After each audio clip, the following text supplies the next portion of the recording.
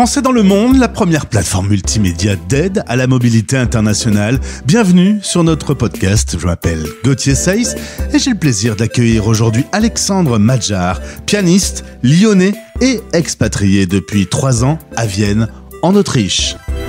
Françaisdanslemonde.fr.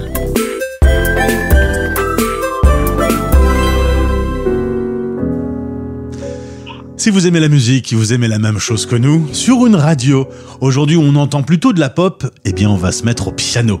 Et avec Alexandre Madjar, mon invité, pianiste depuis Vienne, en Autriche, c'est notre artiste du jour. Alexandre, bonjour. Bonjour. Content de faire ta connaissance. Je salue Agnès, au passage, qui nous a mis en relation, qui adore Vienne et qui m'a parlé de toi. Eh ben oui, merci Agnès. Un petit mot sur ton parcours. Tu es originaire de Lyon. Ton papa est français, ta maman est mexicaine. Il y a déjà un peu d'international dans la famille. Eh oui. D'ailleurs, je suis finalement français que depuis 2 générations. Alors, je me sens très français quand même, mais comme quoi. Et à la maison, justement, il y a un peu ce métissage culturel. On parle plusieurs langues, on mange des goûts différents. À Vienne? Non, là, quand tu étais petit, à Lyon. Ah oui, l'espagnol et le français faisaient partie vraiment du quotidien, hein, ça c'est sûr. Et puis ouais, la cuisine évidemment. À 7 ans, tu te mets au piano et puis tu joues, tu vas au conservatoire régional. C'est bien, mais t'es pas un immense pianiste. Tu profites voilà, de je fais ça parce que j'aime bien, mais personne dans ma famille connaît vraiment, personne dans mes amis en fait vraiment, donc je fais ça un peu comme ça, on va dire. Tu fais même un début d'études dans la chimie qui, a priori, t'ont pas complètement passionné. Et puis surtout, tu vas rencontrer un prof qui va tout changer, qui va te donner envie de vraiment progresser très vite dans le monde du piano. Tout à fait, qui s'appelle Roger Sala d'ailleurs, qui était à Lyon, qui est malheureusement décédé depuis, mais qui était vraiment une personne extrêmement bienveillante et qui m'a vraiment donné le courage et puis l'envie de me consacrer totalement à cet instrument. Et du coup, avec les autres camarades qui sont plus jeunes, tu as peut-être un peu plus de maturité, peut-être un peu plus d'envie de te frayer un chemin dans le monde du piano? Oui, tout à fait. C'est-à-dire que finalement, c'est peut-être justement parce que c'était vraiment un choix très conscient à un âge où c'était un choix important et j'avais conscience de ce qu'impliquait ce choix, en partie en tout cas.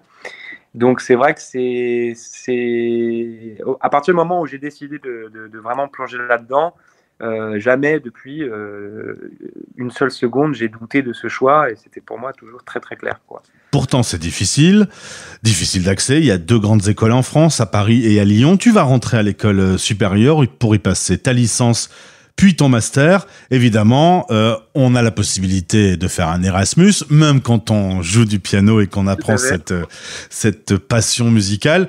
Résultat, Erasmus. Alors, il y avait plusieurs possibilités. Londres, Berlin, Bruxelles ou Vienne. Comment t'as fait ton choix? Alors, pour déjà, évidemment, l'importance de la musique dans ces différentes villes. Mais bon, dans toutes ces villes, quand même, c'est des villes musicalement assez riches. Après, évidemment, c'était aussi l'idée que j'avais de ces villes-là. Bon, alors je les avais déjà toutes visitées. Vienne, c'était peut-être celle que je connaissais le moins finalement, mais bon, qui avait quand même cette aura de ville quand même très importante dans la musique classique. Et puis évidemment, le mentor que je voulais, vers lequel je voulais me tourner. Et c'est vrai que c'était celui de Vienne qui s'appelle Avedis Kuyumjan d'ailleurs, qui est d'origine libanaise, arménien, mais qui habite en Autriche depuis son enfance. Et donc c'est un peu plusieurs éléments, plusieurs facteurs qui ont fait que je me suis retrouvé là-bas, mais c'était un peu le choix que j'espérais le plus. Donc, en l'occurrence, musique classique et Vienne, ça chante, hein, ça fonctionne très bien ensemble. Tu te souviens de tes premiers jours, parce que tu arrives quand même tout seul à 28 ans à Vienne, nouveau cadre. Ouais, et puis Covid. Et puis Covid, c'est vrai, pas longtemps après, Covid, cool. Ouais, tout à fait. Alors, je vais dire que la bonne chose, évidemment, au début, je me sentais un petit peu seul, forcément, parce que déjà, on arrive en plein Covid. Vienne, c'est une ville absolument magnifique, ça, il n'y a aucun doute là-dessus. Après, c'est vrai que c'est une ville où ça prend un peu de temps avant de socialement se sentir à l'aise. parce que voilà, par la culture germanique, alors bien que ce soit très différent de l'Allemagne quand même. Donc il faut, voilà, et puis évidemment le Covid n'a pas forcément aidé.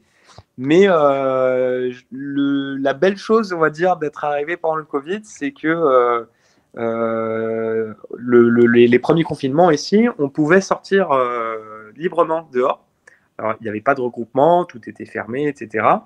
Mais en soi, on pouvait se promener sans papier, sans horaire, etc.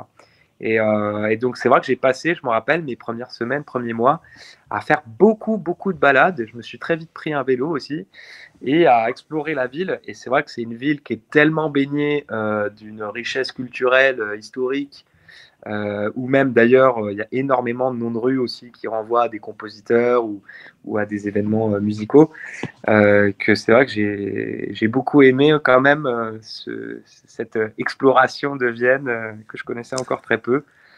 Alors évidemment, avec le temps, on se souvient que des bonnes choses, mais est-ce qu'il y a des choses qui ont été plus difficiles dans ton installation à Vienne? Oui, bien sûr. Alors bon, j'ai eu la chance quand même. C'est quand même une ville où il y a une belle qualité au niveau du logement parce que les loyers sont pas trop chers, contrairement à beaucoup de capitales. Et puis la sous-location est dans beaucoup de contextes est autorisée une fois. Donc c'est-à-dire que c'est beaucoup plus facile de se faire sous-louer une chambre par quelqu'un qui veut se mettre en colocation qu'à lui-même le bail avec le propriétaire. Donc en fait, on a juste un petit contrat avec lui, ce qui est très très facile du coup pour se loger. Alors que voilà, je sais qu'il y a beaucoup de villes où faut avoir des gros dossiers, etc. Donc ça déjà, c'était une facilité qui était pas mal. Après, c'est sûr que, comme je le disais auparavant, c'est une ville qui est magnifique, qui propose plein de choses, plein d'événements. Il fait vraiment bon vivre. Mais c'est vrai que socialement, on sent que c'est pas un pays latin, quoi. Il y a Ça, un petit peu de rigueur germanique. voilà, c'est même pas forcément de la rigueur, c'est plus chacun fait sa vie. Voilà, chacun fait sa vie. Et, et ce qui est assez fou d'ailleurs, c'est que je remarque avec le temps que plus que c'est pas uniquement les Autrichiens, c'est-à-dire que beaucoup de gens, la plupart des gens, je pense, qui viennent vivre à Vienne, la ville, son ambiance, comment elle est faite, comment les gens se comportent entre eux, fait que beaucoup de gens que je connais de plein de nationalités différentes se mettent aussi dans cet état d'esprit où la vie sociale, elle est présente, mais elle est moins importante et elle est plus c'est plus, ouais, effectivement, c'est plus voilà, chacun est un peu dans son petit cocon et la spontanéité de la rencontre, c'est quand même quelque chose qui est beaucoup beaucoup moins présent que dans les D'accord. pays latins, clairement. Avec plus de 2000 interviews, souvent on me parle de voyager léger. Toi, évidemment, pianiste, tu voyages avec ton piano, je suppose. Eh ben non. Ça va Bah, être tant mieux compliqué quelque part pour les déménageurs. ça va être compliqué de le mettre sur le dos, donc évidemment non, hein, donc on a toujours un piano qui nous attend, là on doit jouer, soit qui est présent de base, soit qui a été loué. Et donc c'est vrai que c'est plutôt pratique, hein, honnêtement, pour les voyages, contrairement à d'autres instruments comme la contrebasse. Ouais, là t'es sûr que tu peux pas te promener avec. Grâce à ce métier, aujourd'hui tu voyages dans des endroits magnifiques. L'Europe a quand même une belle histoire sur la musique classique. Et tu me parlais des Pays-Bas, avec notamment une île qui reçoit spécifiquement du public pour ce genre de musique. Parle-moi de cette Ouais, île. tout à fait. Elle s'appelle, alors, je vais essayer de le prononcer bien, hein, mais c'est Schiermonnikoog, quelque chose comme ça. Donc c'est une petite île au nord des Pays-Bas, pas très loin du Danemark. Et c'est une petite île, pas bien grande, mais qui plusieurs fois par an organise des festivals de musique classique. Et c'est un endroit que j'ai beaucoup aimé, hein. Déjà, évidemment, on est sur une île, donc il y a forcément des paysages assez magnifiques. Et puis surtout, il y avait un public qui venait de plusieurs endroits d'Europe, qui venait spécifiquement pour ça. Et c'est pas si souvent que ça arrive, je trouve. Et j'ai trouvé ça vraiment, vraiment sympa. Et ton coup de cœur part pour la Lituanie. Grande découverte, très inspirante, tu m'as dit. Tout à fait. C'est un pays, j'y suis allé deux années de suite, deux étés, pour jouer là-bas. Et c'est vrai que je ne connaissais pas du tout ce pays. Et c'est un pays qui m'a beaucoup inspiré par voilà, par sa population, j'ai senti vraiment un pays qui essaie de vraiment reconstruire son identité culturelle, et donc un pays qui met quand même un accent sur sa culture, ce qui malheureusement est de plus en plus rare, parce que on voit bien, nous, musiciens, artistes, que voilà, la culture, c'est devenu du divertissement, c'est quelque chose qui est mis au second degré. Donc soit c'est pas très important, soit c'est là pour faire de l'argent. Et je pense que c'est assez important finalement, dans quel que soit le pays, de mettre en avant la culture, de mettre en avant les artistes de ce pays-là. Et j'ai beaucoup aimé voilà, l'unité et la passion que j'ai pu voir chez des gens là-bas. Ça m'a beaucoup inspiré. Je vous invite à aller voir le site alexandre-madjar.com. Évidemment, on t'entend et on te voit. On voit des salles. À mon avis, tu as dû visiter des salles, des auditoriums d'incroyable beauté, hein. J'en ai fait quelques-uns, ouais. C'était sympa, ouais. Un des plus beaux, notamment, c'était pour moi les deux plus belles salles où j'ai pu jouer. C'était alors en France, à Boulogne-Billancourt, à côté de Paris, à la Scène Musicale. Et ouais, elle est magnifique. Une très très jolie salle que j'ai pu faire grâce à. J'ai fait un an à l'Académie Jarouski, qui a été créée par Philippe Jarouski, c'est un contre-ténor assez connu.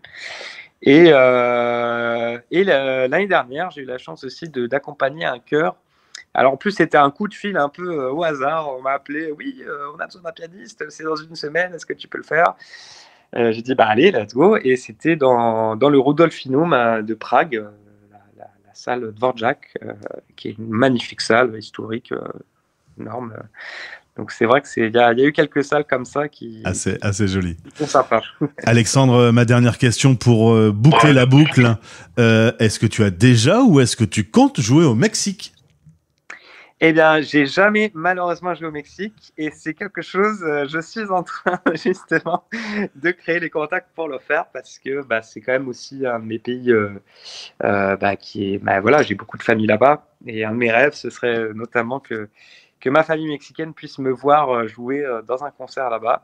Donc je suis d'ailleurs, c'est marrant, parce que en ce moment, je suis en train de contacter plusieurs personnes pour essayer de faire ça. Donc je pense qu'on y arrivera. Affaire à suivre. Affaire à suivre. Alexandre, merci beaucoup d'avoir répondu à nos questions. Allez faire un tour sur le site, écoutez, c'est magnifique, évidemment. Ça fait beaucoup de bien dans un monde de brut, d'autant qu'on est dans une ambiance internationale de toute tension. Un peu se poser de temps en temps et t'écouter jouer derrière le piano, ça a des vertus. Aussi, si vous tapez mon nom sur YouTube, il y a une chaîne, il y a pas mal de vidéos. Instagram aussi, bon, si jamais. C'est noté. On va aller se détendre et profiter de cette jolie musique classique. Merci Alexandre, au plaisir. Avec grand plaisir.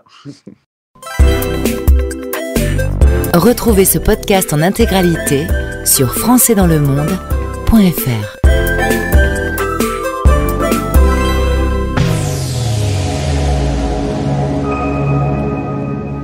Découvrez Cèdre France. Cèdre France est un collectif d'établissements privés d'enseignement à distance partageant une vision commune, celle d'un enseignement à distance encadré, responsable et adaptable pour les familles qui recherchent une alternative ou un complément au système scolaire classique. Composée de 3 écoles, l'EIB à distance, Admer Academy et le cours Sainte-Anne, elle respecte les attendus de l'éducation nationale et s'adapte aux spécificités des élèves grâce à une approche sur mesure, scolarité complète, scolarité partielle, programme de révision. Pour en savoir plus, surfez sur cèdre-france.com et écoutez les podcasts sur la radio des Français dans le monde. Vous êtes expatrié en famille à la recherche de consultations médicales et paramédicales avec des spécialistes francophones sans avoir à vous déplacer? Ne cherchez pas plus loin. La plateforme dismed.fr existe depuis 10 ans pour vous avec des solutions de téléconsultation taillées sur mesure pour vous et votre famille. Grâce à Dismed, vous pouvez prendre des rendez-vous de téléconsultation où que vous soyez dans le monde à l'horaire qui vous convient dans la langue de votre choix. Dismed permet des prises en charge immédiates, en particulier en orthophonie, mais aussi en psychologie, pédiatrie et plusieurs autres spécialités. Dismed est reconnu par les plus grandes mutuelles de santé pour expatriés. Dismed.fr, votre bien-être à portée de clic. Prenons rendez-vous. Chaque jour, écoutez Les Français parlent au français, animé par Gauthier. À la radio à minuit et à midi. En replay sur françaisdanslemonde.fr. Notre média a déjà tendu son micro à plus de 2000 expats. Parcours de vie, conseils d'experts, correspondants qui réagissent à l'actualité et des Français qui parcourent le monde avec leur sac à dos. Écoutez ces témoignages pleins de sourires pour bien préparer et pour réussir votre expatriation. Les Français parlent au français. Parrainé par Bayard Monde. Bayard-monde.com